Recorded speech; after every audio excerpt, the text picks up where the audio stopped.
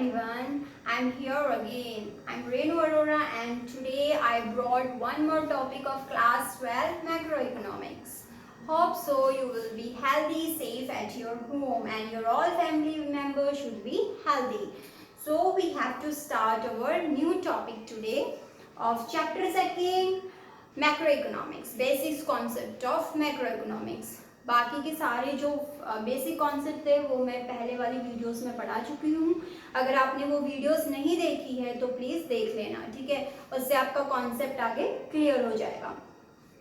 तो आज का हम टॉपिक स्टार्ट करते हैं कंजप्शन गुड्स और कंज्यूमर गुड्स. अब बच्चे कंजप्शन गुड्स और कंज्यूमर गुड्स क्या होते हैं, ठीक है.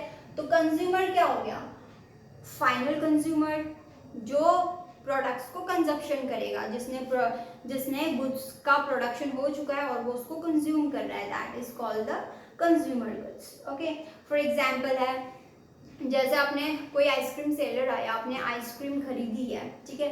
बच्चे आपको ये सारी डेफिनेशन एग्जाम्पल के थ्रू समझानी पड़ेंगी.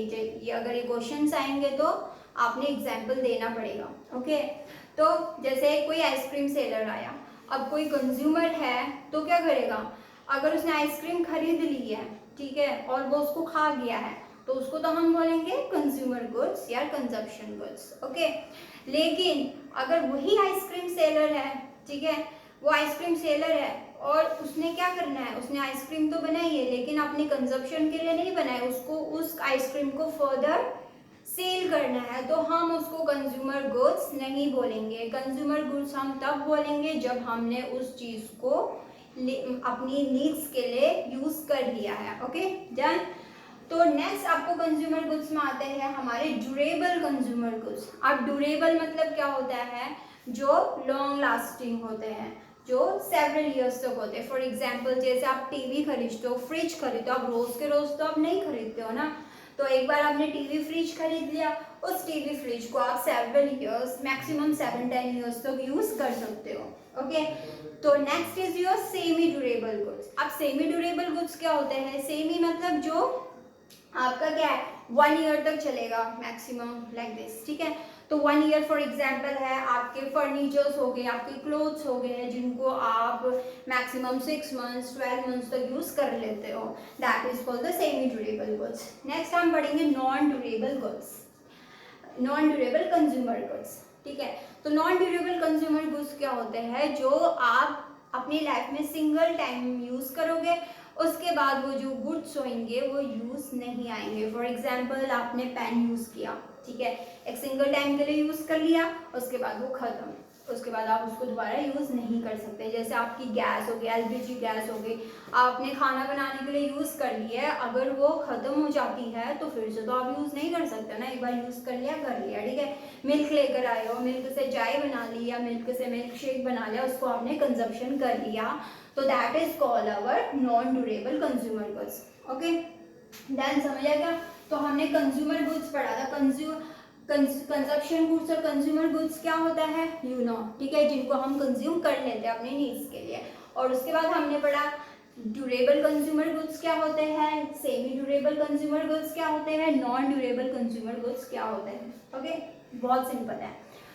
Next is our services. Services तो आपको बताइए, जैसे हमारे लॉयर्स हो गए, डॉक्टर्स हो गए, हमारी सेटिस्फैक्शन के लिए जो हमको सर्विसेज प्रोवाइड करते हैं, that is called the services. Directly जिनको कंज्यूमर कंज्यूम करता है, that is called the services. Okay, next is our capital goods. अब कैपिटल गुड्स का मतलब सिर्फ ये नहीं होता है कि आपके पास कितने पैसे हैं, पैसे हैं, उन पैसों को आपने इन्वेस्ट करके कितने गुड्स खरीदे, सिर्फ वही चीज़ नहीं होती है कैपिटल गुड्स. कैपिटल गुड्स क्या होता है, आपके पास चलो कैपिटल है, ठीक है, आपके पास फिक्स एसेट्स है. फॉर एग्जाम्पल एक फर्म है, उसमें मशीनरी है आपके पास, तो वो मशीनरी क्या करेगी, आगे फर्दर प्रोडक्शन में यूज होगी, उस फर्दर प्रोडक्शन से क्या होगा, आपको बेनिफिट होगा, ठीक है. तो that is called the capital goods. तो आपने कैपिटल गुड्स में सिर्फ पैसे नहीं लिखना है, कैपिटल गुड्स में आप क्या लिखोगे कि आपके पास फिक्स एसेट्स हैं, उन एसेट्स को आपने यूज किया है फर्दर प्रोडक्शन के लिए और उस प्रोडक्शन से आपका फर्दर बेनिफिट हुआ है, that is called the capital goods. Okay, example आप दे सकते हो प्लांट एंड मशीनरीज का. नेक्स्ट इज योर आपको 2 क्वेश्चंस इसमें पूछे जा सकते हैं. It is very important question for the exam purpose of you. First question is that all capital goods are producer goods. सारे जो कैपिटल गुड्स होते हैं उनको हम प्रोड्यूसर गुड्स बोलते हैं, लेकिन सारे जो प्रोड्यूसर गुड्स होते हैं वो कैपिटल गुड्स नहीं होते हैं. It's a important question, you must know this.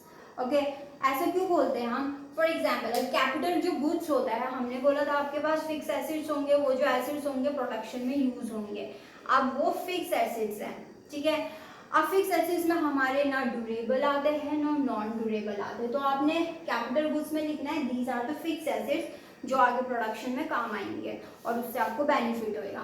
लेकिन जो हमारे प्रोड्यूसर गुड्स होते हैं, जो हमारा प्रोड्यूसर गुड्स होते हैं उनमें क्या होता है? प्रोड्यूसर मतलब जिनका प्रोडक्शन अभी चल रहा है, वो फाइनल लाइन ऑफ बाउंड्री को क्रॉस नहीं किया हुआ अभी उन्होंने. तो इसमें हमारे क्या आएंगे? फिक्स एसिड्स भी आएंगे, मशीनरीज तो आएंगी आपकी, उसी से आगे आप फर्दर प्रोडक्शन करोगे, ठीक है. तो मशीन फिक्स एसिड्स आ गए. फिक्स एसिड्स के बाद आपके ड्यूरेबल गुड्स भी इसमें आ जाते हैं, नॉन ड्यूरेबल गुड्स भी आ जाते हैं. फॉर एग्जाम्पल है जैसे आप प्रिंट आउट करते हो, ठीक है, प्रिंटिंग करते हो इन द मीडिया न्यूज़पेपर में. आप एक बार इंक यूज़ कर दी, सेम ही, ठीक है, ख़त्म. तो this is example of our producer goods, ठीक है. इसमें सेमी ड्यूरेबल भी आएंगे, नॉन ड्यूरेबल भी आएंगे, फिक्स्ड आएंगे. तो अगर आपको एग्जाम में आएगा तो आप क्या लिखोगे? जो कैपिटल गुड्स होते हैं वो फिक्स एसिड्स हैं, ठीक है. और लेकिन जो प्रोड्यूसर गुड्स है उसमें फिक्स एसिड्स भी आते हैं, नॉन ड्यूरेबल गुड्स भी आते हैं, ड्यूरेबल गुड्स भी आते हैं. एग्जाम्पल आप लिख सकते हो, जैसे हम प्रिंट मीडिया में इंक यूज करते हैं, उस इंक को हमने एक बार यूज कर ली, दैट इज फिनिश. दोबारा हम उसको यूज नहीं कर सकते. तो वो किस में आ जाएगी? आपके नॉन ड्यूरेबल कंज्यूमर गुड्स में आ जाएगी. ओके, इसीलिए हम ये बोलते हैं कि सारे जो कैपिटल गुड्स होते हैं वो प्रोड्यूसर गुड होते हैं, क्योंकि कैपिटल गुड्स से ही हम आगे फर्दर प्रोडक्शन करते हैं. लेकिन जो प्रोड्यूसर गुड्स होते हैं वो कैपिटल गुड्स नहीं हो सकते. सेकंड क्वेश्चन आपका बनता है all machines are not capital goods, ठीक है.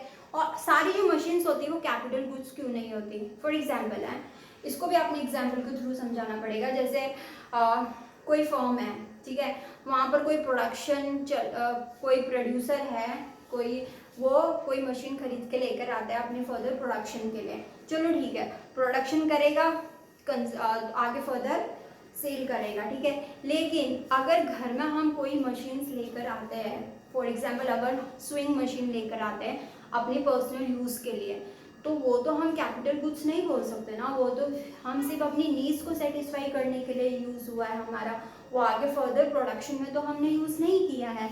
इसीलिए हम बोल सकते हैं कि सारी जो मशीन्स होती है वो कैपिटल गुड्स नहीं हो सकते. इसमें आपको एग्जांपल दे देना स्विंग मशीन का, जो आप पर्सनल यूज़ के लिए लेकर आते हो.